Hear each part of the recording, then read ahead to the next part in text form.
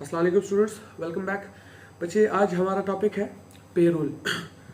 देखो बच्चे, हम किसी एक ख़ास पीरियड के लिए या कि किसी स्पेसिफिक डेट के लिए अगर किसी लेबर की कोई एक्टिविटी की वजह से उसको कोई मुआवजा दे रहे, उसको कोई सैलरी दे रहे, तो इस प्रोसेस को पेरोल कहते हैं। हमने यहाँ पे एक छोटी सी डेफिनेशन लिखी है बच्चे कि payroll is the process of compensating employees for a set period और ऑन अ स्पेसिफिक डेट। यानी किसी एक खास पीरियड या स्पेसिफिक डेट पे लेबर को कंपेंसेट करना, मतलब उनकी एक्टिविटीज के बदले उनको कुछ मुआवजा देना, इस प्रोसेस को पेरोल कहते हैं। अब इसमें क्या क्या चीजें इन्वॉल्व होती है बच्चे, let's study that. It includes calculating wages, salaries, bonuses, benefits and other compensations. अब फर्दर क्या कहा गया है, it also ensures that taxes are registered and paid correctly. ये इस बात की भी याद दहानी और इंश्योरिटी करते हैं कि भाई क्या टैक्सेस जो हमारी है रजिस्टर्ड हो चुकी है या नहीं, और ठीक तरीके से पेमेंट हो चुकी है उसकी या नहीं हुई। अब इस पेरोल को कैलकुलेट कैसे किया जाता है बच्चे, उस प्रोसेस को जरा पढ़ते हैं। देखो बच्चे, एक होता है कॉन्सेप्ट ग्रॉस पे का और एक होता है नेट पे का। बच्चे, ग्रॉस पे उस अमाउंट को कहते हैं जिसमें अभी तक कुछ ना कुछ डिडक्शंस होना बाकी है, जिससे अभी तक कुछ ना कुछ सब्ट्रैक्ट करना, माइनस करना बाकी है। नेट अमाउंट उसे कहते हैं जिससे अब और कोई डिडक्शंस नहीं हो सकती। फिर से बता रहा हूं बच्चे, ग्रॉस अमाउंट उसको कहते हैं जिसमें से अभी कुछ डिडक्शंस करना बाकी है। नेट अमाउंट उसे कहते हैं जिसमें से फर्दर मजीद कोई डिडक्शंस नहीं हो सकती बच्चे। अब ग्रॉस पे किसे कहते हैं, दो किस्म की पेमेंट्स होती है बच्चे। ग्रॉस पे उस अमाउंट को कहते हैं व्हाट लेबर अर्न्स,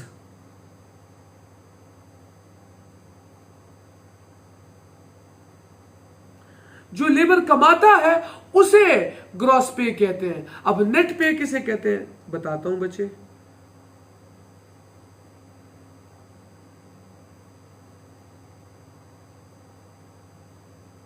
जो लेबर को पैसे मिलते हैं उसे नेट पे कहते हैं। अब आप सोच रहे होंगे कि कमाने और मिलने में फर्क क्या है, दोनों एक ही बात नहीं है। नहीं बच्चे, दोनों एक बात नहीं है। आप जब सैलरी कमाते हो, ठीक है, जब आपके पास सैलरी आती है, सैलरी आपकी इनकम है कि नहीं, अब उस इनकम पे आपको कुछ इनकम टैक्स देना होता है कि नहीं। आप कमाए तो फॉर एग्जांपल आपकी सैलरी है 10 लाख, आपने कमाए हैं, आपने अर्न किए हैं 10 लाख, लेकिन उस सैलरी में से आपके जो टैक्सेस हैं वो भी कट गए। अच्छा, आपने कंपनी से कोई ऐसा लोन वगैरह कुछ लिया हुआ है जिसका थोड़ा थोड़ा हिस्सा हर महीने आपकी सैलरी में से काटा जाता है, वो भी कट गए। इसके अलावा हम पाकिस्तान में जो है, खास करके सरकारी महकमों में ऐसा होता है कि आपकी सैलरी का छोटा छोटा पोर्शन काटा जाता है, और जब आप रिटायर होते हो ना तो फंड्स की शक्ल में एक वक्त पे सारा का सारा कैश आपको दे दिया जाता है फंड्स के नाम पे। तो उसके लिए भी डिडक्शंस, आपकी सैलरी में से हर महीने थोड़ा थोड़ा हिस्सा आपकी सैलरी का काटा जाता है कि नहीं।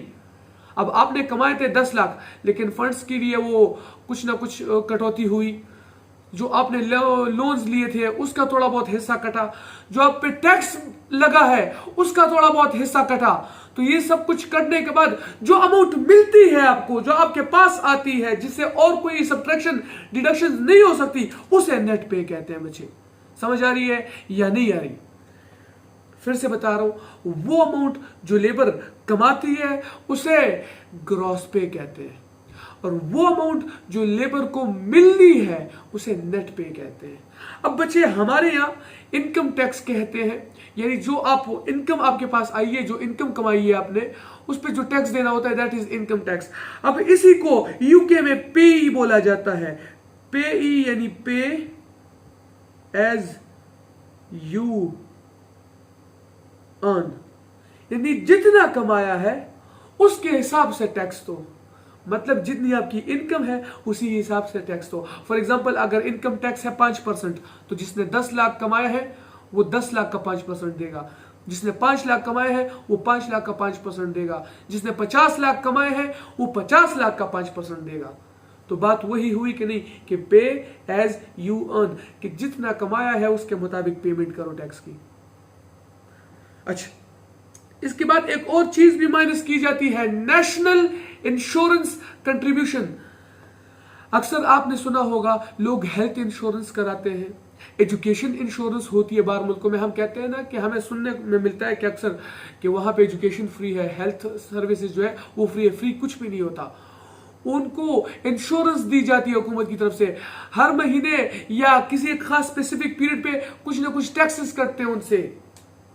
अब एक होता है नेशनल इंश्योरेंस, वो किस लिए होता है? देखो बच्चे, अक्सर ऐसे औकात आते हैं, नेचुरल डिजास्टर्स कह लो या मतलब कोई अनसर्टन इवेंट जो किसी इंसान की वजह से ना हो, ठीक है, या इंसान की गलती की वजह से ना हो, या जिसके साथ वो हादसा हुआ है वो उसकी गलती की वजह से नहीं है। तो ऐसे सूरतों में हुकूमत आपके सारे नुकसानात को कंपेंसेट करती है। अब उस वक्त के लिए, ऐसे सिचुएशंस के लिए जो इंश्योरेंस आप भरते हो, यानी जिस इंश्योरेंस का थोड़ा बहुत हिस्सा आप अपनी सैलरी में से पे करते हो, उसे नेशनल इंश्योरेंस कंट्रीब्यूशन कहते हैं, जब आप नेशनल इंश्योरेंस करवाते हो। अब अगर आपको याद हो, कोरोना में पाकिस्तान और इंडिया और हमारे आसपास के ममालिक ये रुल रहे थे, लेकिन गोरे मजे में थे।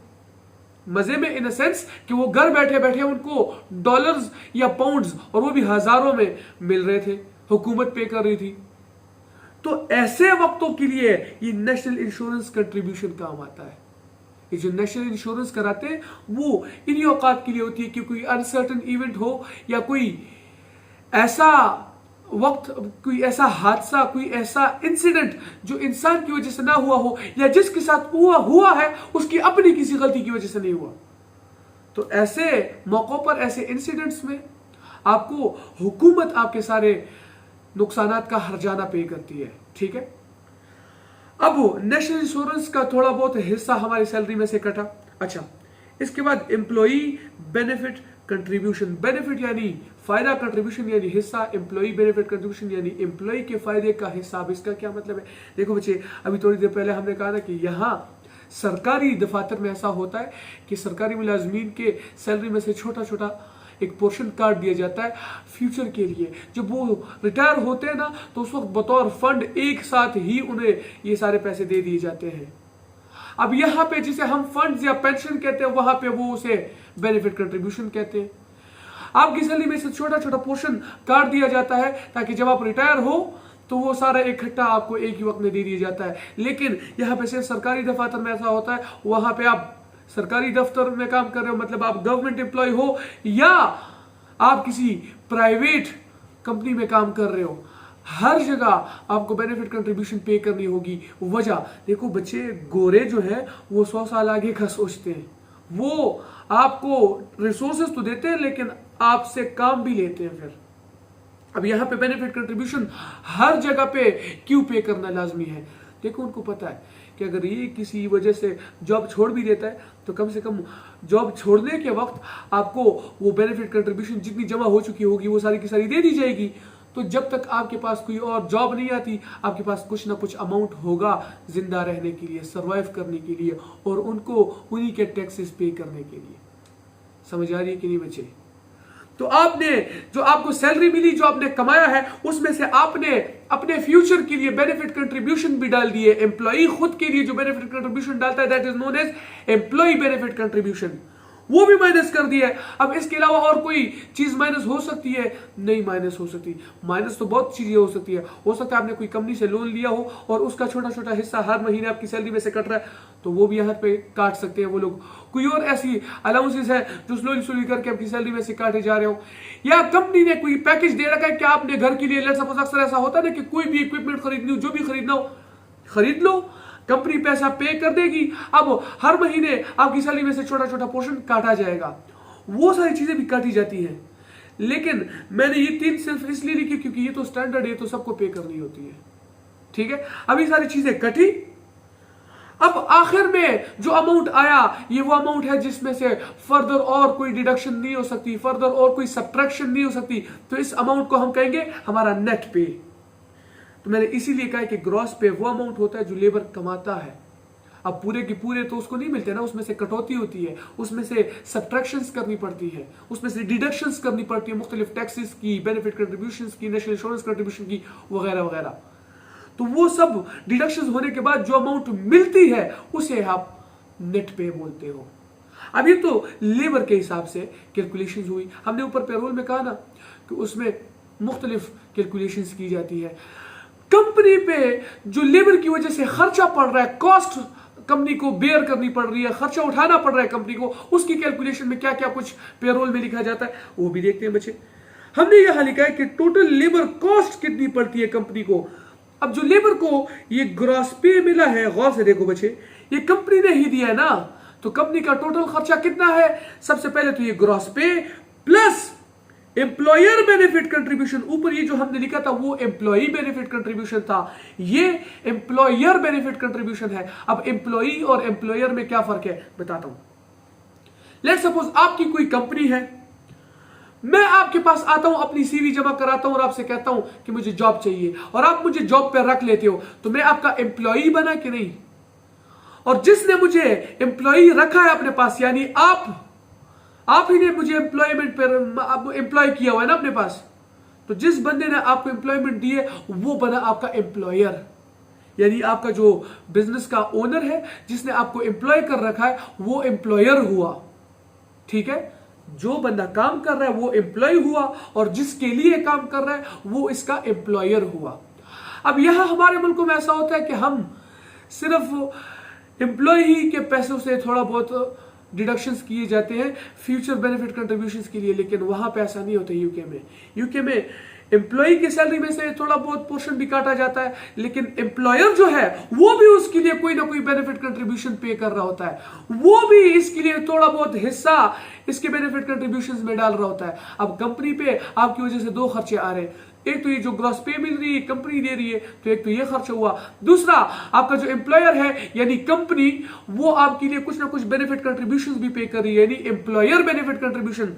तो gross pay plus employer benefit contribution, इन दोनों को मिला के टोटल लेबर कॉस्ट पड़ती है, या इसे एम्प्लॉयर कॉस्ट भी कहते हो, यानी आपकी वजह से आपके एम्प्लॉयर पे क्या कॉस्ट पड़ रही है। देखो बच्चे, ये लेबर की इनकम की बात की जा रही थी, लेबर की पे की बात की जा रही थी, पेमेंट की बात की जा रही थी, लेबर की बात हो रही थी, जबकि ये नीचे जो पोर्शन है ये कंपनी की बात हो रही है कि लेबर की वजह से कंपनी पे क्या क्या खर्चे आते हैं, कंपनी को क्या क्या खर्चा उठाना पड़ता है। That was all about payroll बच्चे। इस पे प्रैक्टिस करते हैं, एक क्वेश्चन सॉल्व करने की कोशिश करते हैं and let's see what happens. Question दिया गया है बच्चे कि नेशनल इंश्योरेंस कंट्रीब्यूशन है $400 का, एम्प्लॉई बेनिफिट कंट्रीब्यूशन है $300 का, एम्प्लॉयर बेनिफिट कंट्रीब्यूशन है $250 का, नेट पे भी दे रखा है पहले से $4100 का। रिक्वायरमेंट यह है कि लेबर कॉस्ट मालूम करो। अब देखो, अक्सर लेबर कॉस्ट का नाम सुन के जो लोग हैं ग्रॉस पे मालूम करने लग जाते, पे की बात नहीं कर रहा, वो कॉस्ट की बात कर रहा है, मतलब इस लेबर की वजह से कंपनी पे जो खर्चा पड़ रहा है उसकी बात कर रहा है, मतलब ये बात कर रहा है, लेबर कॉस्ट की बात कर रहा है, लेबर के खर्चे की बात कर रहा है। अब देखो, ग्रॉस पे से नेट पे तक जाते हुए हम क्या करते थे, सारे खर्चे जो है वो माइनस करते थे, तब जाके नेट पे पहुंच जाते थे। लेकिन अगर नेट पे ऑलरेडी गिवन है और आपसे कहा जाए कि आपने रिवर्स कैलकुलेशन करके ग्रॉस पे वापस मालूम करना है, तो जो कुछ माइनस किया वो वापस प्लस कर देंगे, तो ग्रॉस पे पहुंच जाएंगे कि नहीं। तो सबसे पहले जरा ग्रॉस पे मालूम करते हैं, ठीक है। नेशनल इंश्योरेंस कंट्रीब्यूशन है 400 का, एम्प्लॉय बेनिफिट कंट्रीब्यूशन है 300 का, पेई कोई नहीं दिया गया, एम्प्लॉयर बेनिफिट कंट्रीब्यूशन जो है 250 का है, वो तो इधर लिख देते हैं, और नेट पे है 4100 का। अच्छा, तो जरा सोचो ऐसा क्या अमाउंट है जिसमें से 4100 माइनस किया फिर 300 माइनस किया तो जिसमें से 400 माइनस किया फिर 300 माइनस किया तो नेट पे हमारे पास पहुंच गया, हमारे पास जो नेट पे है वो आया 4100। अब ग्रॉस पे से सब कुछ माइनस करोगे तो नेट पे पहुंच जाओगे, लेकिन अगर नेट पे से वापस ग्रॉस पे की तरफ जाना है तो वापस सारी चीजें प्लस कर दो, आप ग्रॉस पे आ जाओगे।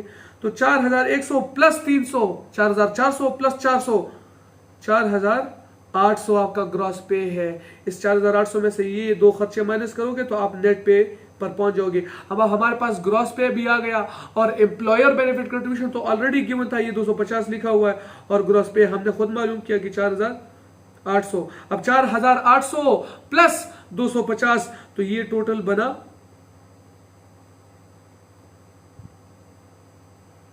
$5050। ये टोटल लेबर कॉस्ट है। तो हमारा आंसर आया $5050। ये पेरोल का क्वेश्चन था बच्चे। मैंने इसलिए रिवर्स कैलकुलेशन में करवाया क्योंकि अक्सर आप सिंपल क्वेश्चंस करते हो, ठीक है, ग्रॉस पे से नेट पे की तरफ, और क्वेश्चन में पेपर में जब ऐसा कोई क्वेश्चन आता है तो स्टूडेंट बेचारा कंफ्यूज हो जाता है। कंफ्यूज नहीं होना बच्चे। अगर ग्रॉस पे दिया हुआ है तो नेट पे तक पहुंचने के लिए सारे खर्चे माइनस करके यहां तक आना होगा, लेकिन अगर नेट पे दिया हुआ है तो जो माइनस किया था वो वापस प्लस कर दो, ग्रॉस पे पर पहुंच जाओगे। और अगर वो कह रहा है कि लेबर कॉस्ट मालूम करो तो ग्रॉस पे इस तरीके से मालूम करो और वो ला के यहाँ पे ये टोटल कॉस्ट जो पड़ रही है कंपनी को उस फार्मूला में पुट कर दो। यानी एक तो आपको ग्रॉस पे दे रहे हैं और आपके लिए एम्प्लॉयर बेनिफिट कंट्रीब्यूशन भी पे कर रहे हैं, तो gross pay plus employer benefit contribution is equal to labour cost या एम्प्लॉयर कॉस्ट, यानी आपकी वजह से, लेबर की वजह से जो एम्प्लॉयर पे खर्चा पड़ रहा है। इसके बाद टॉपिक है बच्चे लास्ट, लेबर के लिए control accounts, wages control account, यानी लेबर की जो पेमेंट्स की, बोनसेस पे किए वगैरह वगैरह, उनके लिए एक सिंगल टी अकाउंट अगर बनाना है तो किस तरह बनाया होगा। अब बच्चे मैंने पहले से ही सारी चीजें इसलिए लिखी हुई है ताकि लेक्चर जरा सा मुख्तसर हो। अब मैंने एक एक चीज डिटेल के साथ, इवन इस बात की डिटेल के साथ कि भाई टी अकाउंट में एंट्री किस माइंडसेट के साथ की जाती है और सिंपल डबल एंट्री जो है वो किस माइंडसेट के साथ की जाती है, टी अकाउंट को बनाते वक्त किन किन चीजों का ख्याल रखना है, डबल एंट्री करते वक्त किस किस चीज का ख्याल करना है, इंटीग्रेटेड सिस्टम के मुताबिक, अकाउंटिंग सिस्टम के मुताबिक डबल एंट्री कैसे की जाती है, इंटरलॉकिंग अकाउंटिंग सिस्टम के मुताबिक डबल एंट्री कैसे की जाती है, ये सब कुछ मैंने मटेरियल चैप्टर के जो टी अकाउंट है यानी इन्वेंट्री कंट्रोल अकाउंट जो है उसमें एक एक चीज डिटेल से डिस्कस की हुई है बच्चे। आप काइंडली अगर पहली बार ये लेक्चर देख रहे हो, डायरेक्ट यही वाला लेक्चर देख रहे हो, तो काइंडली मटेरियल चैप्टर का टी अकाउंट यानी मटेरियल का सबसे आखिरी वाला जो टॉपिक है मटेरियल का कंट्रोल अकाउंट यानी इन्वेंट्री अकाउंट या फिर स्टोर्स कंट्रोल अकाउंट, एक बार वो लेक्चर बच्चे देख लो कॉन्सेप्ट के लिए प्लीज। अच्छा देखो बच्चे, वेजेस कंट्रोल अकाउंट, वेजेस यानी दिहाड़ी, आप जो लेबर को दिहाड़ी देते हो, ठीक है, आप जो लेबर को पेमेंट करते हो उसके लिए टी अकाउंट बन रहा है। हमने कहा था कि टी आप जब डबल एंट्री करते हो तो ट्रांजैक्शन की नेचर को देखते हो, लेकिन जब टी अकाउंट बनाते हो तो अकाउंट की नेचर को देखना होता है। अब ये अकाउंट किस चीज का है, वेजेस का, यानी जो हम लेबर को पेमेंट करते हैं। अब पेमेंट जो करते हैं क्यों करते हैं, क्योंकि लेबर का कोई ना कोई कॉस्ट पड़ रहा है ना हम पे, इसलिए उसको वेजेस देते हैं। अब जो कॉस्ट पड़ रहा है वो किस नेचर का, डेबिट का है या क्रेडिट नेचर का, डेबिट नेचर का। क्यों, क्योंकि ये एक एक्सपेंस है और एक्सपेंस डेबिट नेचर का होता है, तो इसलिए हमने लिखा है कि इस अकाउंट की जो ओपनिंग है वो डेबिट साइड पे आएगी और क्लोजिंग यहां पे क्रेडिट साइड पे लिखी है। मतलब हर वो चीज, देखो टी अकाउंट बनाते वक्त हम अकाउंट की नेचर को देखेंगे, ये अकाउंट डेबिट नेचर का है तो हर वो चीज जो इस अकाउंट को बढ़ाएगी वो डेबिट पे लिखते जाएंगे, हर वो चीज जो इस अकाउंट को कम करेगी वो क्रेडिट साइड पे लिखते जाएंगे। अब इस अकाउंट को क्या चीज बढ़ा सकती है, जो लेबर की कॉस्ट है वो ही ला के इधर अकाउंट में रखोगे ना, वेजेस के अकाउंट में रखोगे। या आप ऐसे भी कह सकते हो कि मैंने बैंक से पैसा जमा करा के सेंड करके यहां पे भेजा है इस अकाउंट में, या मेरे पेबल्स है, मतलब मेरे पे लेबर का जो एक्सपेंस आया तो है लेकिन अभी तक पे नहीं किया, बाद में पे करूंगा। या कैश अगर आपने उठा के यहां पे रखा है तो आप कैश भी रख सकते हो कि हाँ कैश की वजह से अकाउंट बड़ा है।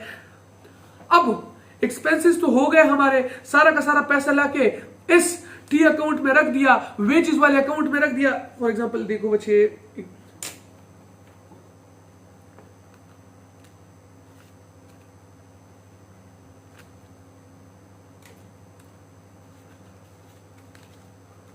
एग्जांपल पढ़ते हैं बच्चे, देखो गौर से देखो, 5000, 10,000, 15,000, गौर से देखो बच्चे,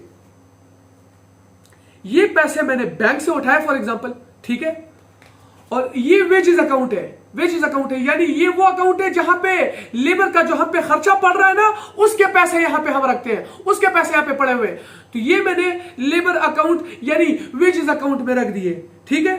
तो जो हमारा एक्सपेंस था वो बढ़ा कि नहीं, अब ये एक्सपेंस ही है ना, तो डेबिट नेचर पे रिकॉर्ड होगा कि नहीं, हमने इसलिए डेबिट पे नेचर पे लिखा है कि या तो बैंक से अगर ट्रांसफर हुए या कैश के जरिए आपने यहाँ पे इस अकाउंट में पैसे डाले, या लेबर कॉस्ट भी सिंपल आप लिख सकते हो कि हाँ ये लेबर कॉस्ट थी इसलिए लेबर कॉस्ट की वजह से ये अकाउंट बढ़ रहा है, तो डेबिट पे एंट्री कर दी। अच्छा, अब ये पैसे इस अकाउंट में क्यों रखे, ताकि लेबर को पेमेंट कर सके ना इसकी।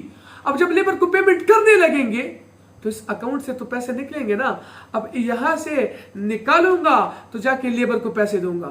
अब यहां से मैंने पैसे निकाले नहीं, लेबर को क्या दूंगा मैं, अब इस अकाउंट से निकालने पड़ेंगे ना। अच्छा, इस अकाउंट में जब डाल रहे थे तो डेबिट साइड पे लिख रहे थे, अब अकाउंट से निकालने के लिए क्रेडिट करना पड़ेगा कि नहीं। सिंपल सी बात है बच्चे, कि अगर अकाउंट को भरने के लिए, अकाउंट को आप फिल करने के लिए, अकाउंट में पैसे डालने के लिए अगर आप उसको डेबिट कर रहे थे तो निकालने के लिए क्रेडिट करोगे कि नहीं। अच्छा, डेबिट क्यों कर रहे थे, क्योंकि ये वेजेस का अकाउंट है, खर्चे का अकाउंट है, एक्सपेंस का अकाउंट है, और एक्सपेंस डेबिट नेचर का होता है। जब एक्सपेंस बढ़ता है, जब खर्चा बढ़ता है, जब वेजेस बढ़ती है, जब सैलरीज बढ़ती है, जब लेबर कॉस्ट बढ़ती है, डेबिट होती है वो। तो हम जब इस अकाउंट में पैसे डाल रहे थे तो डेबिट साइड पे रिकॉर्ड कर रहे थे। अब इस अकाउंट में पैसे इसलिए तो नहीं डाले ना कि अकाउंट में पैसे पड़े तो बस हम उसको देख देख के खुश होते रहे, नहीं, ये पैसे हमने एक्टिविटी खत्म होने के बाद लेबर को देने हैं, एक एक चीज की पेमेंट करनी है। अच्छा, अब पैसे जब देने हो तो इस अकाउंट से निकाल के लेबर को दोगे ना, अब इस अकाउंट से निकालने के लिए क्रेडिट करना पड़ेगा कि नहीं। ठीक है, इतना तो हमें समझ आ गया कि क्रेडिट करना पड़ेगा, लेकिन किस नाम से क्रेडिट करना पड़ेगा, गौर से देखो बच्चे, गौर से देखो। अगर आपने डायरेक्ट लेबर को पेमेंट करनी है ना, ये लिखा हुआ है देखो, डायरेक्ट लेबर को पेमेंट करनी है तो वर्क इन प्रोग्रेस के नाम से आप क्रेडिट करोगे। ठीक है, डायरेक्ट लेबर को अगर आपने पेमेंट करनी है तो वर्क इन प्रोग्रेस के नाम से इसको क्रेडिट करोगे। समझ आ रही है। अब डायरेक्ट लेबर की पेमेंट में क्या क्या आ सकता है, जो उसका बेसिक पे है या जो उसके ओवरटाइम का बेसिक पे है, बेसिक पे ओवरटाइम का हो या बेसिक आवर्स का हो, वो एक एक यूनिट पे आसानी से आइडेंटिफाई हो रहा होता है ना, तो वो डायरेक्ट है। अब डायरेक्ट जितना भी खर्चा है उसको वर्क इन प्रोग्रेस के नाम से हम क्रेडिट कर देंगे। अच्छा, अब 15,000 इस अकाउंट में डाला था, इसमें से 5,000 डायरेक्ट लेबर को दे दिए। ठीक है, अब वो डायरेक्ट लेबर के अकाउंट में चले गए, वर्क इन प्रोग्रेस के अकाउंट में चले गए। अब यहां से तो निकल गए ना, अब यहां से तो क्रेडिट करने पड़ेंगे। तो यहां पे फॉर एग्जांपल अगर टोटल हमने 15,000 रखे थे तो वर्क इन प्रोग्रेस के नाम से 5,000 क्रेडिट कर दूंगा, क्योंकि 5,000 तो यहां से निकल गए ना, अकाउंट से तो निकल गए, वेजेस के अकाउंट, लेबर के अकाउंट से निकल के जो डायरेक्ट लेबर है उनके अकाउंट में चले गए। यहां से क्रेडिट तो हो गए ना, तो 5,000 तो क्रेडिट हो गए। अच्छा, अगर प्रोडक्शन इनडायरेक्ट लेबर, कौन सा इनडायरेक्ट लेबर, प्रोडक्शन वाला इनडायरेक्ट लेबर, अगर उसको पैसे देने हैं तो वो प्रोडक्शन के ओवरहेड्स के नाम से क्रेडिट किए जाएंगे। फिर से बता रहा हूं, अगर प्रोडक्शन के इनडायरेक्ट लेबर को, प्रोडक्शन के इनडायरेक्ट लेबर को अगर पैसे देने, जैसे कोई सुपरवाइजर या वो चौकीदार वगैरह, प्रोडक्शन के इनडायरेक्ट लेबर को पैसे देने तो उसको प्रोडक्शन ओवरहेड्स के नाम से क्रेडिट किया जाएगा। अब प्रोडक्शन के ओवरहेड्स में क्या क्या आ सकता है, ओवरटाइम का जो प्रीमियम होता है जनरल प्रोडक्शन पे, जो ओवरटाइम हम करते हैं, या जो बोनस होता है, या सिक लीव जो होती है, मतलब अब कोई बीमार है और फिर भी उसको कोई ना कोई पेमेंट मिल रही है, तो जब उसने काम ही नहीं किया लेकिन फिर भी पैसे मिल रहे, तो ये पैसा किस यूनिट पे चार्ज करूं, काम तो उसने कोई किया नहीं, इनडायरेक्ट हुआ। या जो आइडल टाइम है, आइडल टाइम में तो कोई काम होता ही नहीं है, फिर भी पैसे मिल रहे होते हैं, क्योंकि लेबर की गलती तो नहीं होती। अब काम हुआ नहीं, पैसे मिले, तो ये पैसे कौन से प्रोडक्शन यूनिट्स पे चार्ज करूं, प्रोडक्शन यूनिट्स तो कोई थे ही नहीं, तो ये भी इनडायरेक्ट है। अब हमने ये सारी चीजें प्रोडक्शन के इनडायरेक्ट कॉस्ट में आ सकती है। अब हमने प्रोडक्शन के इनडायरेक्ट लेबर को भी 5,000 देने, तो इस अकाउंट से निकाल के पैसे दूंगा ना, जब तक इस अकाउंट से निकाले नहीं है तो उसको क्या दूंगा। अब इस अकाउंट से निकले तो उसके पास चले गए, उसकी जेब में चले गए, तो यहां से निकल गए ना। अब यहां डाल रहे थे तो डेबिट कर रहे थे, निकालने के लिए क्या करेंगे, क्रेडिट करेंगे कि नहीं, तो हम प्रोडक्शन ओवरहेड्स के नाम से क्रेडिट कर देंगे 5,000, यानी प्रोडक्शन के इनडायरेक्ट लेबर को भी 5,000 दे दिए हमने। समझ आ रही है। अच्छा, अब अगर नॉन प्रोडक्शन का इनडायरेक्ट लेबर हो नॉन प्रोडक्शन का इनडायरेक्ट लेबर हो तो उसको पैसे देते वक्त किस नाम से क्रेडिट करेंगे? अकाउंट से निकालेंगे तभी पे करेंगे ना, तो क्रेडिट तो करना पड़ेगा, लेकिन किस नाम से क्रेडिट करना पड़ेगा? दो नामों से क्रेडिट कर सकते हो, या तो सिंपल नॉन प्रोडक्शन के ओवरहेड्स के नाम से भी क्रेडिट कर सकते हो, या मैंने यहां पे एक और नाम लिखा है क्योंकि अक्सर एग्जामिनर ऐसा कोई नाम आपको देता है, आपको तंग करने के लिए वो कुछ भी कर सकता है। तो अक्सर सेलिंग एंड एडमिन ओवरहेड्स का नाम इस्तेमाल किया जाता है, ये भी नॉन प्रोडक्शन का ही नाम है, क्योंकि नॉन प्रोडक्शन एक प्रोडक्शन होती है, एक नॉन प्रोडक्शन। अब नॉन प्रोडक्शन मतलब प्रोडक्शन के एग्जैक्ट अपोजिट, तो प्रोडक्शन के एग्जैक्ट अपोजिट क्या चीज होती है? सर्विसेज। एक प्रोडक्ट होता है, एक सर्विस होता है, इस सर्विस को आप नॉन प्रोडक्ट भी तो कह सकते हो। तो या नॉन प्रोडक्शन के ओवरहेड्स कह लो या सेलिंग एंड एडमिन, तो एडमिन हो या सेलिंग का कोई एक्टिविटी हो, ये नॉन प्रोडक्शन चीजें हैं कि नहीं, ये सर्विसिंग वाली चीजें हैं कि नहीं।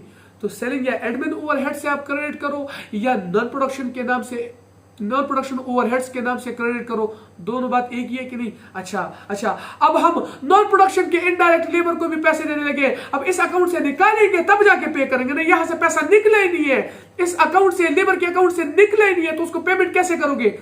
फिर से बता रहा हूं, जब इस अकाउंट में पैसे डाल रहे थे तो डेबिट करना पड़ रहा था, निकालने के लिए क्रेडिट करना पड़ेगा कि नहीं? अच्छा, यहां से निकले तो क्रेडिट तो हो गए, किस नाम से क्रेडिट करेंगे? सेलिंग एंड एडमिन ओवरहेड्स या फिर नॉन प्रोडक्शन ओवरहेड्स के नाम से क्रेडिट करेंगे, और सामने लिख देंगे हाँ उनको भी 5000 दे दिए हैं। अब दोनों साइड बराबर हुए कि नहीं? 5000 यहां भी, 5000 यहां भी, अकाउंट क्लोज ऑफ हुआ कि नहीं? सिंपल लॉजिक थी बच्चे। आपके जितने भी खर्चे हैं, अगर वेजेस अकाउंट में आप पैसे रखवा रहे हो, बैंक से रखवा रहे हो तो बैंक के नाम से डेबिट करोगे, कैश रखवा रहे हो तो कैश के नाम से डेबिट करेंगे। अच्छा, आप पे खर्चा आ रहा है, एक्सपेंसेस आ रहे हैं, लेकिन अभी तक आपने पे नहीं किया, बाद में पे करोगे। लेबर का कोई ना कोई खर्चा आ रहा है, वेजेस बढ़ रही है आप पर, ठीक है, लेकिन अभी पे नहीं किए, पैसे नहीं है, बाद में पे करोगे तो पेबल्स के नाम से डेबिट करोगे, या सिंपल लेबर कॉस्ट भी लिख सकते हो। अब जब पेमेंट असल में होगी, पैसा पे करोगे तो इस अकाउंट से निकाल के पे करोगे ना। अब जब इस अकाउंट में पैसे डल रहे थे तो डेबिट हो रहे थे, अब निकालने के लिए क्रेडिट करने पड़ेंगे। अच्छा, अगर डायरेक्ट प्रोडक्शन लेबर को पे करने के लिए पैसे निकाल रहे हो तो वर्क इन प्रोग्रेस के नाम से क्रेडिट करोगे। अगर इनडायरेक्ट लेबर को, जो कि प्रोडक्शन से रिलेटेड है, उसको पैसे देने के लिए निकाल रहे हो तो प्रोडक्शन के ओवरहेड्स के नाम से क्रेडिट करोगे। अगर नॉन प्रोडक्शन के इनडायरेक्ट लेबर को पैसे देने के लिए अकाउंट से पैसे निकाल रहे हो तो वो सेलिंग एंड एडमिन ओवरहेड्स या फिर नॉन प्रोडक्शन ओवरहेड्स के नाम से क्रेडिट किए जाएंगे। ये था वेजेस अकाउंट या लेबर अकाउंट का टी अकाउंट जिस तरह बनता है विद कॉन्सेप्ट्स। बच्चे फिर से बता रहा हूं, मटेरियल का जो आखिर में स्टोर्स अकाउंट भी कह सकते हो, इन्वेंट्री अकाउंट भी कह सकते हो, मटेरियल अकाउंट भी कह सकते हो, वो मैंने एक एक डिटेल के साथ, एक एक कॉन्सेप्ट के साथ इंटीग्रेटेड और इंटरलॉकिंग दोनों अकाउंटिंग सिस्टम्स के मुताबिक अलग अलग से एक एक डबल एंट्री के साथ कॉन्सेप्ट के साथ सिखाया है, समझाया है। बच्चे एक बार वो देख लो प्लीज बच्चे। अच्छा, अब इसकी डबल एंट्री सीखते हैं बच्चे। अब डबल एंट्री के लिए सिंपल कॉन्सेप्ट बताता हूं। है कि ये है बच्चे कि जो टी अकाउंट में डेबिट हो रहा होगा डबल एंट्री में क्रेडिट करते जाओ, जो टी अकाउंट में क्रेडिट हो रहा है डबल एंट्री में डेबिट करते जाओ। एक दूसरे के ऑपोजिट है, जो टी अकाउंट में डेबिट हो रहा है डबल एंट्री में क्रेडिट होगा, जो टी अकाउंट में क्रेडिट हो रहा है डबल एंट्री में डेबिट होगा। अब ये हैक तो हो गया, लेकिन कॉन्सेप्ट भी तो आने चाहिए। कल को कोई पूछे तो आपको एक्सप्लेनेशन भी तो आनी चाहिए ना, आप चुप करके उसके सामने नहीं बैठना चाहिए आपको। तो कॉन्सेप्ट सीखते हैं बच्चे। जो आप इस अकाउंट में पैसे डाल रहे थे ना, जो आपकी लेबर की कॉस्ट की वजह से ये वेजेस अकाउंट बढ़ रहे थे, उसकी एंट्री कैसे होगी जब आप पैसे डाल रहे थे? अब सिंपल सी बात है, देखो, जब आप पे कोई खर्चा आ रहा था, ठीक है, आप पे कोई भी खर्चा आ रहा था, आप जब इस वेजेस अकाउंट में पैसे डाल रहे थे तो आपकी जेब से कैश या बैंक या पेबल्स क्रेडिट होंगे कि नहीं होंगे? या तो आप पे पेबल्स आ रहे हैं तो क्रेडिट करोगे, क्योंकि पेबल्स को बढ़ रहे तो उसको क्रेडिट करोगे, या आपके बैंक से पैसे निकाल के आप यहां पे रखोगे ना तो क्रेडिट हो रहा है, या आप कैश भी अगर पेमेंट करो तो जेब से कैश तो जा रहा है ना, तब जाके अकाउंट में डालोगे ना, वेजेस के अकाउंट में डालोगे, मतलब लेबर को देना है। आपकी जैसे पैसा तो कम हो रहा है ना, कैश तो कम हो रहा है, तो क्रेडिट हुआ कि नहीं? लेकिन अगर आप गौर से देखो तो देखो अकाउंट में डेबिट हुआ था, टी अकाउंट डबल एंट्री में क्रेडिट हो रहा है बच्चे। अच्छा, अब आप क्रेडिट कर दोगे कैश को कि भाई मेरे जेब से पैसा जा रहा है, लेकिन क्यों जा रहा है, कोई ना कोई वजह भी बतानी है कि नहीं, रीजन भी बताना है कि नहीं। रीजन में क्या हो दोगे कि डेबिट कर रहे वेजेस कंट्रोल अकाउंट। मतलब क्या है, वेजेस कंट्रोल अकाउंट को डेबिट क्यों किया गया है, क्या वेजेस बड़ी है इस वजह से, मतलब वेजेस के पास पैसा नहीं, ये वो कंसेप्ट नहीं है। वेजेस हमारे लिए एक्सपेंस है कि नहीं, हमारा खर्चा है कि नहीं। अब वेजेस पे करने से एक्सपेंस बढ़ रहा है ना, एक्सपेंस बढ़ने से डेबिट होता है कि नहीं, तो हम इसलिए डेबिट करते हैं कि हाँ हम पे कोई खर्चा आया है। कौन सा खर्चा, वेजेस का खर्चा, इसलिए हमारी जेब से पैसा क्रेडिट हुआ है। अब ये तो इंटीग्रेटेड सिस्टम था। इंटीग्रेटेड सिस्टम में मैंने सिखाया था ना, फिर से कह रहा हूं, मटेरियल का वो स्टोर्स अकाउंट या इन्वेंट्री अकाउंट का लास्ट वाला टॉपिक एक बार देख लो प्लीज बच्चे। उसमें मैंने आपको डिटेल के साथ सिखाया था कि इंटीग्रेटेड अकाउंटिंग सिस्टम वो होता है जहां पे मैनेजमेंट और फाइनेंस दोनों की एंट्रीज एक साथ हो रही होती है। अब देखो यहां पे ये जो खर्चे की बात है, एक्सपेंसेस की बात है, ये मैनेजमेंट का काम है, क्योंकि ये मैनेजमेंट ही संभालती है ना अंदर जो एक्सपेंसेस हो रहे हैं। लेकिन उसको एक्सपेंसेस के बदले जो पैसा पे किया जाता है वो तो फाइनेंस रिलेटेड काम है ना, वो तो फाइनेंस वाले करते हैं। पैसा पे करना, पैसे का आउटफ्लो या इनफ्लो वो सब पे करना या रिसीव करना, वो तो फाइनेंस डिपार्टमेंट का काम है। यहाँ पे मैनेजमेंट और फाइनेंस की एंट्री दोनों एक साथ लिखी गई है कि नहीं, इसलिए इंटीग्रेटेड अकाउंटिंग सिस्टम कह रहे हैं। इंटरलॉकिंग में क्या होगा, मैनेजमेंट वाले अपनी एंट्री कैसे करेंगे, मैनेजमेंट अपने काम से रिलेटेड जो एंट्री होगी वो कर लेंगे, जो फाइनेंस वाले होंगे वो डिटेल से नहीं लिखेंगे, उसके लिए रेफरेंस दे देंगे कि हाँ फाइनेंस से जाके पूछो या उनके कॉस्ट लेजर में जाके देखो। अब इंटरलॉकिंग में एंट्री कैसे होगी, इसी पैसों की, मतलब अब आप जेब से पैसा निकाल के या बैंक से पैसा निकाल के वेजेस अकाउंट में पैसा डाल रहे हो, मतलब आपका कोई ना कोई खर्चा हो रहा है, ठीक है, तो उसकी एंट्री कैसे होगी, इंटरलॉकिंग सिस्टम में। देखो बच्चे, आप जेब से क्रेडिट कर दोगे, कॉस्ट लेजर अकाउंट को क्रेडिट कर दोगे, डिटेल नहीं बताओगे कि भाई मेरे जेब से पैसा गया है या बैंक से पैसा गया है या पेबल्स आए हैं मेरे पे। डिटेल क्यों नहीं बताओगे, क्योंकि ये तो फाइनेंस रिलेटेड चीजें हैं, फाइनेंस रिलेटेड ट्रांजैक्शन है, तो मैनेजमेंट वाले अपने पास क्यों रिकॉर्ड करें। बस खाली इतना रेफरेंस देने के कि कॉस्ट लेजर अकाउंट जो है क्रेडिट हुआ है, कुछ ना कुछ कम हुआ है। अब जाके फाइनेंस वालों से पूछो, कॉस्ट लेजर अकाउंट देखो कि वहां से कैश कम हुआ है या ये पैसे बैंक के जरिए पे किए गए थे या चेक के जरिए पे किए गए थे, या नहीं यहाँ पे कोई पेबल्स आए हैं बाद में पे करेंगे।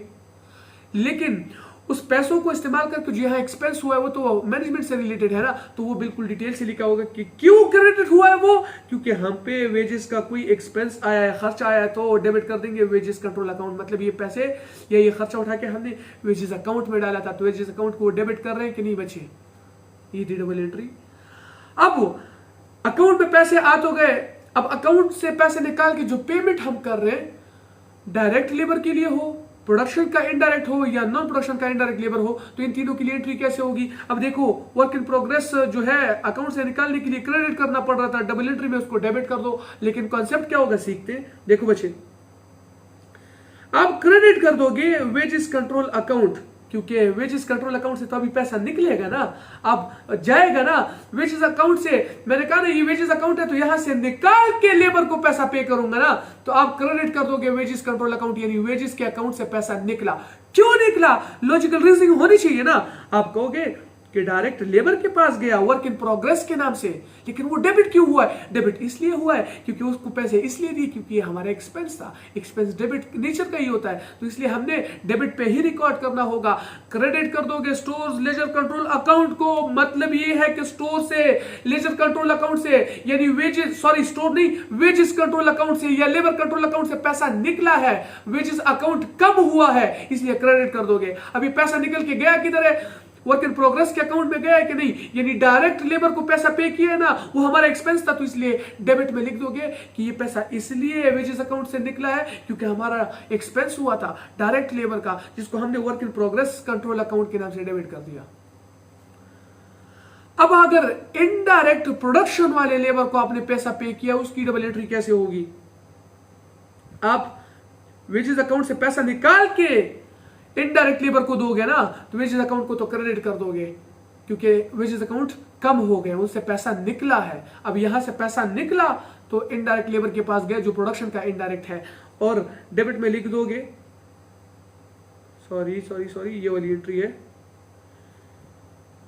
और डेबिट में लिख दोगे कि हमारा एक्सपेंस हुआ है किस चीज पे, प्रोडक्शन ओवरहेड्स कंट्रोल अकाउंट पे, यानी प्रोडक्शन के इनडायरेक्ट लेबर को ये पैसा जाके हमने पे किया है, जो स्टोर्स कह रहा हूं, वेजेस अकाउंट से जो निकला है जाके प्रोडक्शन के इनडायरेक्ट लेबर के अकाउंट में जमा हुआ है, जो कि हमारा एक्सपेंस था, इसलिए हमने डेबिट प्रोडक्शन ओवरहेड्स अकाउंट किया है, यानी एक्सपेंस रिकॉर्ड किया है उसको। अच्छा, अब अगर नॉन प्रोडक्शन के इनडायरेक्ट लेबर को पेमेंट की है तो स्टोर्स नाम किधर से घुस गया है मेरी जुबान। अच्छा, अब वेजेस अकाउंट से पैसा निकाल के आप नॉन प्रोडक्शन के इनडायरेक्ट लेबर को दोगे ना, तो वेजेस अकाउंट को तो क्रेडिट कर दो, क्योंकि वेजेस अकाउंट से तो पैसे निकले, तो उसके ऐसे उसमें जो पैसे पड़े हुए थे वो कम हुए कि नहीं, तो वेजेस अकाउंट को कम किया गया। अब कम क्यों हो रहा है, ये पैसा कहाँ जा रहा है, डेबिट में जाके एक्सपेंस रिकॉर्ड कर दो कि ये नॉन प्रोडक्शन डिपार्टमेंट के इनडायरेक्ट लेबर के पास जा रहा है, जिसे हम नॉन प्रोडक्शन के ओवरहेड से, यहाँ पे मैंने नॉन प्रोडक्शन के ओवरहेड्स के नाम से लिखा है ताकि आपको दोनों चीजों की प्रैक्टिस हो जाए। आप नॉन प्रोडक्शन के ओवरहेड्स के नाम से भी लिख सकते हो या सेलिंग एंड एडमिन ओवरहेड्स के नाम से भी लिख सकते हो। तो हमने डेबिट कर दिया है एज एन एक्सपेंस अपने non production overheads control account को। ये थी डबल एंट्रीज बचे, लेकिन यहाँ पे एक छोटा सा एग्जाम्पल मैंने लिखा है। फॉर एग्जाम्पल क्वेश्चन है कि डबल एंट्री करो किस चीज के लिए, फॉर 500 ग्रॉस वेजेस, आपने किसी को वेजेस देनी है, ठीक है, तो डबल एंट्री करो। अब वो 500 के जो वेजेस हैं चार्ज कैसे हुए, उनमें से 300 डायरेक्ट लेबर को दिए गए हैं और 200 जो है इनडायरेक्ट लेबर को दिए गए हैं। अब ग्रॉस वेजेस की एंट्री कर रहे हैं, मतलब वेजेस अकाउंट में पैसे डल रहे हैं, ठीक है, वेजेस अकाउंट में पैसे डल रहे हैं। अब आपकी जेब से तो जा रहे हैं ना। अब ऐसी कोई एग्जाम्पल दी गई हो, ऐसा कोई क्वेश्चन पूछा गया हो, तो उसकी डबल एंट्री कैसे करनी है बच्चे, अक्सर स्टूडेंट्स कंफ्यूज हो जाते हैं। टेंशन नहीं लेनी बच्चे, सिंपल कॉन्सेप्ट वही है, लेकिन यहाँ पे क्रेडिट 2 बार करना पड़ेगा क्योंकि अलग अलग एंट्री दी है, डायरेक्ट की अलग और इनडायरेक्ट की अलग, तो क्रेडिट 2 बार करना पड़ेगा। तो एक बार जो है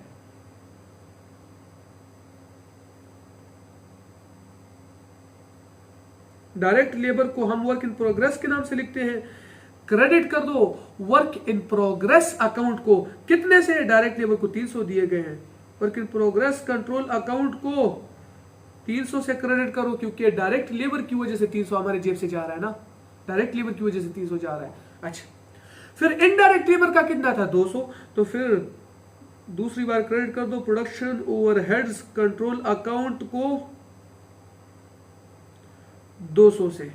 अब हमारे जेब से 300 रुपए डायरेक्ट लेबर की वजह से गए, यानी वर्क इन प्रोग्रेस की वजह से, और 200 प्रोडक्शन के ओवरहेड्स यानी इनडायरेक्ट लेबर की वजह से गए, तो टोटल हमारे जेब से कितना गया, 500। ये 500 रुपए क्यों गए हैं, वजह क्या थी, तो डेबिट में लिख दो कि ये हमारे एक्सपेंसेस थे। कौन से एक्सपेंसेस, वेजेस हमने पे किए, यानी वेजेस कंट्रोल अकाउंट कितने से डेबिट हुआ, एज एन एक्सपेंस 500 से डेबिट हुआ बच्चे।